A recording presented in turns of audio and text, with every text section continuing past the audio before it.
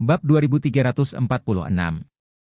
Setelah itu, dia mengambil mantel gantung dan berkata pada Leitina, "Bu, jika tidak ada yang salah, aku akan pergi sekarang." Leitina mengangguk dan berkata, "Berkendara lambat di jalan. Perhatikan keamanan." "Baiklah ibu, aku akan melakukannya." Doris mengucapkan selamat tinggal kepada ibunya dan keluar dari bangsal. Melihat ada cukup waktu, dia pergi ke kantor Direktur Chen dari Departemen Nefrologi. Sekarang, hanya tersisa 10 jam sebelum tenggat waktu yang diberikan Walter padanya. Satu-satunya harapan yang dimiliki Doris adalah pada Direktur Chen. Dia tidak tahu apakah Direktur Chen dapat memulai hubungan dan membantu menemukan sumber ginjal yang tepat. Ini adalah waktu untuk mengkonfirmasi untuk yang terakhir kali. Doris datang ke pintu kantor dan mengetuk pintu, dan mendengar Direktur Chen di dalam berkata, "Silakan masuk." Lalu dia mendorong pintu masuk. Begitu dia masuk, dia berkata dengan sedikit penyesalan, "Dr. Chen, maafkan aku mengganggumu lagi." Direktur Chen berkata dengan tergesa-gesa, "Jangan terlalu sopan, Doris, silakan duduk." Doris berkata, "Dr. Chen, aku tidak bisa duduk. Aku hanya ingin mencari sesuatu. Saya datang untuk bertanya, apakah ada kemungkinan sumber ginjal?" Direktur Chen menghela nafas dan berkata, "Saya sudah berbicara dengan banyak teman sekelas saya. Teman sekelas lama sekarang pada dasarnya adalah Direktur Departemen Nefrologi dari rumah sakit tersier teratas di seluruh negeri. Ada banyak sumber daya terkait. Mereka telah setuju untuk membantu, tetapi mereka tidak dapat menjamin apakah mereka dapat menemukannya. Itu hanya keberuntungan." Doris mengangguk pelan, lalu merendahkan suaranya beberapa menit, dan berkata dengan serius, "Itu. Direktur Chen. Jika Anda atau teman sekelas Anda dapat membantu memecahkan masalah ginjal, saya pribadi ingin menerimanya. Berikan 3 juta sebagai tanda terima kasih. Jika Anda bisa menyelesaikannya sendiri, ke-3 juta akan diberikan kepada Anda. Jika teman sekelas Anda membantu menyelesaikannya, maka saya akan memberi Anda 3 juta, dan tambahan 2 juta untuk kerja keras Anda. Harap lebih diperhatikan." Setelah mendengar ini, Direktur Chen buru-buru berkata, "Miss Doris, saya akui bahwa beberapa dokter memang menerima amplop merah dari anggota keluarga pasien, tetapi saya belum pernah melakukan hal seperti ini dalam pengalaman medis saya selama bertahun-tahun. Jangan khawatir, dalam kasus ayahmu, saya akan melakukan yang terbaik untuk membantu. Mengenai kerja kerasnya, Anda tidak perlu menyebutkannya lagi." Doris menyadari bahwa apa yang dia katakan barusan benar-benar menyinggung etika medis Direktur Chen, dan buru-buru berkata dengan nada meminta maaf, "Direktur Chen, maafkan saya. Saya terlalu cemas, jadi saya pindah. Mohon tidak keberatan." Direktur Chen mengangguk dan berkata, "Miss Doris, perasaanmu seperti ini biasa terjadi dalam kasus seperti itu. Itu bisa dimengerti. Kami biasanya mengoperasi pasien dan anggota keluarga mereka akan datang untuk memasukkan amplop merah ke dalam saku kami. Jika kami tidak menerima mereka, mereka akan merasa seolah-olah kami tidak peduli untuk mengoperasi kerabat mereka. Jadi, biasanya saya menghadapi ini dengan cara yang berbeda. Saya akan menerima amplop merah sebelum operasi, dan kemudian diam-diam meminta perawat untuk menyerahkannya ke keuangan rumah sakit. Setelah operasi selesai, kami akan langsung menagih uang ke rekening pasien. Ketika pasien menjalani prosedur pemulangan, uangnya akan dikembalikan kepada keluarga, sehingga keluarga dapat yakin selama operasi setidaknya." Doris merasa malu dan berkata, "Direktur Chen, saya benar-benar minta maaf, saya tiba-tiba." Direktur Chen tersenyum. Melambaikan tangannya, "Tidak apa-apa, aku tidak akan mengingatnya. Sedangkan untuk sumber ginjal, yakinlah, saya pasti akan berusaha sekuat tenaga." "Baik." Doris mengangguk dan berkata, "Kalau begitu, Direktur Chen, saya tidak akan mengambil waktu Anda lagi. Saya mengganggu pekerjaan Anda. Jika Anda memiliki kemajuan, silakan hubungi saya kapan saja." Direktur Chen mengangguk dan berkata, "Oke, saya akan menelepon Anda jika saya punya berita." Pada saat ini, seseorang tiba-tiba membuka pintu dengan panik dan berkata, "Direktur Chen, berita penting. Pemeriksaan pasien di bangsal nomor 1 akhirnya membuahkan hasil yang jelas."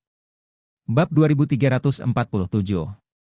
Doris mendengar bahwa itu adalah tempat tidur 1, dia segera menyadari bahwa dia berbicara tentang ayahnya, jadi dia berkata tanpa berpikir dan bertanya, Halo, boleh saya bertanya tentang pasien di bangsal 1? Apa hasil tesnya? Pria itu memandang Doris dengan ragu-ragu, lalu ke arah Direktur Chen, tidak tahu apakah dia harus melanjutkan. Direktur Chen buru-buru mendesak, apa hasilnya? Katakan saja, jangan membuang waktu. Orang itu buru-buru berkata, itu saja. Laboratorium pertama kali mengetahui dari darah pasien di bangsal 1. Merkuri yang berlebihan, dan kemudian mengirim sampel darah ke laboratorium Departemen Yudisial untuk pemeriksaan lebih lanjut zat beracun. Hasilnya adalah sejumlah besar merkuri diklorida, terdeteksi dalam sampel. Apa? Direktur Chen berseru, dichloride merkuri? Ditentukan menjadi merkuri diklorida. Iya. Orang tersebut buru-buru berkata, polisi mencurigai seseorang telah meracuni mereka, jadi mereka siap untuk mengajukan kasus. Diperkirakan mereka akan segera datang. Doris kaget dan berseru-seru.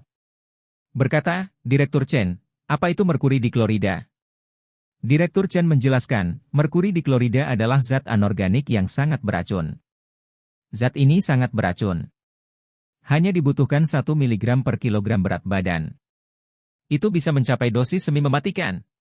Pria dewasa seberat 80 kg hanya membutuhkan 80 mg. Doris bertanya, berapa dosis semi mematikannya? Direktur Chen berkata, dosis semi mematikan adalah standar pemantauan toksisitas medis dan kimia. Misalnya, jika 100 tikus digunakan untuk uji toksisitas merkuri diklorida, bila pemberian oral melebihi 1 mg per kilogram untuk jangka waktu tertentu, 50 tikus akan mati. Jumlah ini disebut dosis semi mematikan. Doris berseru, zat semacam ini hanya membutuhkan puluhan miligram untuk membunuh orang? Direktur Chen mengangguk dan berkata sambil meringis, hal semacam ini sangat beracun, terutama bagi ginjal. Sepertinya paraquat sangat berbahaya bagi paru-paru, hampir tidak ada obatnya. Doris tiba-tiba menjadi gugup dan berseru, mengapa ayah saya mengambil bahan beracun seperti itu? Tidak seorang pun di keluarga kami yang pernah terpapar bahan kimia yang sangat beracun seperti itu. Direktur Chen berkata dengan serius, karena semua polisi akan mengajukan kasus untuk penyelidikan, sangat mungkin seseorang dengan sengaja meracuninya. Keracunan? Doris berkata dengan bingung, ayah saya telah mengajar dan mendidik orang hampir sepanjang hidupnya. Seluruh dunia penuh dengan buah persik dan plum, dan dia telah menerima banyak penghargaan. Kepribadian dan etika guru sama-sama sempurna, sehingga tidak pernah bermusuhan dengan orang lain. Siapa yang akan melakukan perbuatan buruk terhadapnya?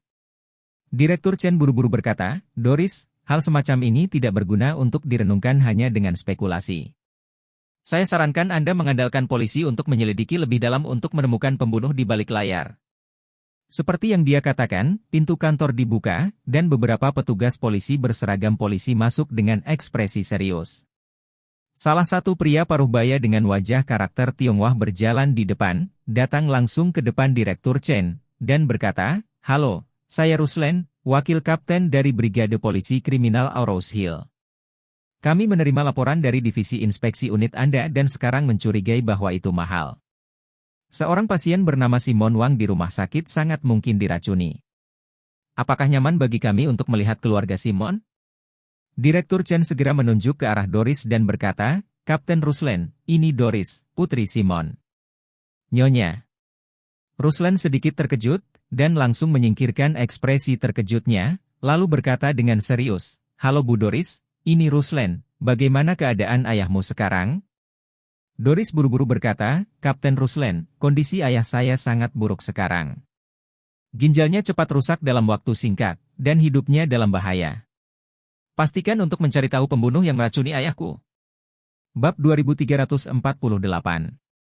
Ruslan mengangguk sangat serius, dan berkata, Miss Doris, bisakah kamu membantu kami dalam hal ini? Apakah ayahmu punya musuh dalam istilah biasa? Atau apakah ada sesuatu dengannya? Adakah yang pernah memiliki perselisihan finansial dengannya? Doris menggelengkan kepalanya dan berkata, ayah saya telah teliti dalam mengajar dan mendidik orang selama bertahun-tahun. Dia juga sangat bersedia membantu orang lain di tempat kerja. Tidak ada yang pernah mengalami konflik. Ruslan bertanya lagi, lalu apakah ayahmu makan makanan aneh baru-baru ini, atau melakukan kontak dengan sesuatu yang aneh? Doris terus menggelengkan kepalanya, sepertinya itu belum terjadi. Semuanya normal sebelum dia sakit. Ruslan kemudian bertanya, apakah kamu biasanya tinggal dengan ayahmu? Doris mengangguk, ya, kita hidup bersama. Ruslan terus bertanya, lalu selain kamu dan ayahmu, siapa lagi yang tinggal bersamamu? Doris berkata, aku, ayah dan ibuku, kami bertiga hidup bersama. Kapten mengangguk, berhenti, dan bertanya, ada pelayan yang bekerja di rumahmu? Tidak, kata Doris, saya ingin mencarikan pengasuh untuk mereka, tetapi orang tua saya telah hidup mandiri sepanjang hidup mereka, dan mereka tidak terbiasa dilayani oleh orang lain. Selain itu, mereka sekarang berusia 50-an dan bisa mengurus diri sendiri, jadi mereka tidak pernah mencari pengasuh. Ruslan bertanya, baik kamu maupun ibumu tidak memiliki masalah dengan tubuhmu? Doris menggelengkan kepalanya, tidak. Ruslan mengangguk dan berkata, kamu adalah keluarga dengan 3 orang yang tinggal bersama, dan kamu dan ibumu tidak memiliki masalah, jadi pada dasarnya dapat disimpulkan bahwa itu bukan makanan atau air di rumahmu. Sambil berbicara, dia bertanya lagi, Miss Doris, aku ingin kau mengingatnya dengan hati-hati. Selama periode sebelum ayahmu menunjukkan tanda-tanda penyakit di tubuhnya, apakah dia pergi makan malam sendirian atau dengan teman-temannya? Doris memikirkannya dengan hati-hati dan berkata dengan serius, tidak keduanya. Sebelum ayah saya memiliki masalah fisik, dia telah membaca di rumah karena liburan musim dingin, dan dia hampir tidak pernah keluar, jadi dia tidak pernah pergi keluar dengan orang lain. Ruslan tidak bisa menahan cemberutnya, itu sangat aneh. Menurut data pengujian, ayah Anda memiliki sejumlah besar merkuri diklorida dalam tubuhnya. Zat yang sangat beracun ini dapat masuk ke dalam tubuh melalui mulut dan hidung, itu juga bisa masuk ke tubuh melalui kulit. Tetapi para ahli kami berspekulasi bahwa dosis toksik yang begitu besar dapat memakan waktu lama jika tergantung pada kulit saja, jadi kemungkinan besar masuknya adalah melalui mulut dan hidung, dan pemberian oral adalah cara yang paling mungkin dilakukan ke dalam tubuh. Tapi, seperti yang Anda sebutkan situasinya, ayah Anda tidak mungkin terpapar makanan dan air yang terkontaminasi di rumah. Namun demikian, dia belum keluar untuk makan atau minum. Ya, mungkin agak sulit untuk mencari tahu di mana dia diracuni. Bab 2349. Doris saat ini, mendengar kata-kata Ruslan, sangat gugup, dan buru-buru bertanya, Kapten Ruslan, berdasarkan pengalamanmu, apakah ayahku secara tidak sengaja bersentuhan dengan zat ini atau zat yang sangat beracun, atau lebih mungkin dia diberi ini? Secara rahasia. Tidak yakin. Ruslan menjelaskan dengan sungguh-sungguh, situasi dan petunjuk yang kita miliki saat ini memang terlalu terbatas, pada dasarnya tidak ada petunjuk yang sangat berguna yang dapat membantu kami menentukan arah. Setelah itu, dia bertanya lagi, ngomong-ngomong, Bu Doris, bisakah ayahmu dalam keadaannya saat ini menerima pertanyaan? Jika kita bertanya secara langsung tentang beberapa hal, kita mungkin bisa mendapatkan petunjuk yang lebih berguna. Doris menggelengkan kepalanya dan mendesah, dia koma selama 2 hari ini. Ruslan ragu-ragu sejenak, lalu menampar bibirnya, dan berkata, hei, bagaimana dengan ini? Karena kamu baru saja mengatakan bahwa ayahmu hampir tidak keluar sebentar sebelum dia jatuh sakit, maka kurasa dia lebih mungkin diracuni di rumah. Itu terlalu masuk akal. Mungkin karena keracunan makanan dan minuman. Jika Anda merasa nyaman, dapatkah Anda membiarkan kami pergi ke rumah Anda untuk mengumpulkan petunjuk? Jika kami dapat menemukan zat yang sangat beracun di rumah Anda, maka ada cara untuk terus melacak sumbernya. Kami harus profesional setelah penyidik kriminal datang untuk menyelidiki, mungkin ada penemuan yang lebih berharga. Ketika Doris mendengar ini, dia hampir berkata tanpa ragu-ragu, tidak masalah. Kapan saja, kapan yang lebih nyaman bagi Anda dapat berkunjung? Ruslan segera berkata, masalahnya mendesak. Jika memungkinkan, ayo pergi sekarang. Doris buru-buru berkata, tidak masalah. Kalau begitu aku akan mengambil alih beberapa orang sekarang.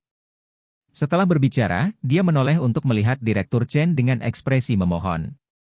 Berkata, Direktur Chen, ibuku sangat gugup akhir-akhir ini, jadi jangan beritahu dia tentang ini.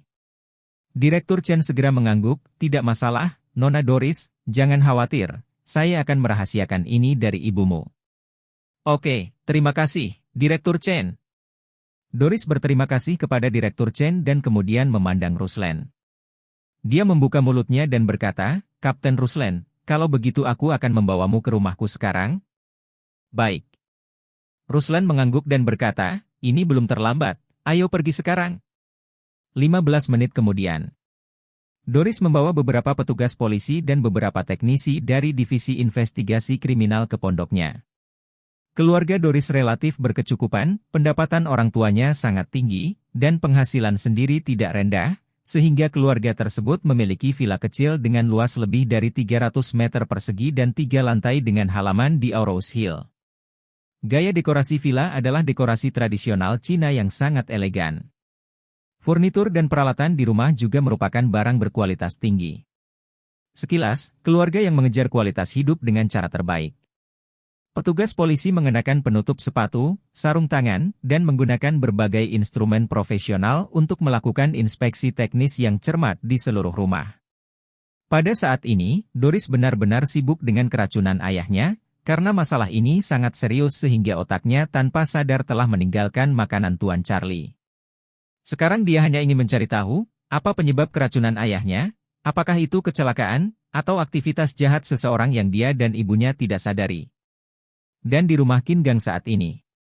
Saat itu waktunya makan malam, dan ketika Doris terlambat, Qin Gang mendatangi Charlie dan bertanya dengan suara rendah, Tuan, Nona Doris, belum datang, menurut Anda apakah kita harus mulai atau menunggunya? Charlie berkata pada dirinya sendiri, dia belum datang, pasti ada sesuatu yang lebih penting dari ini. Jika dia meneleponnya saat ini, bahkan jika dia tidak bermaksud mendesaknya, menurut pendapatnya, dia mungkin merasa tidak nyaman. Pasti ada urgensi. Bab 2350. Sebagai bosnya, begitu dia memanggilnya, itu pasti akan memberi tekanan padanya. Tidak tepat jika hal itu mempengaruhi dirinya untuk melakukan hal-hal penting. Meninggalkan bisnisnya sendiri untuk menyenangkan bos. Jadi dia berkata kepada Qin Gang, tidak apa-apa, mari kita mulai tanpa dia. Bagaimanapun, bagi Charlie, mengatur makan malam hari ini adalah hal kedua, dan memberi setiap orang hadiah adalah hal yang paling penting.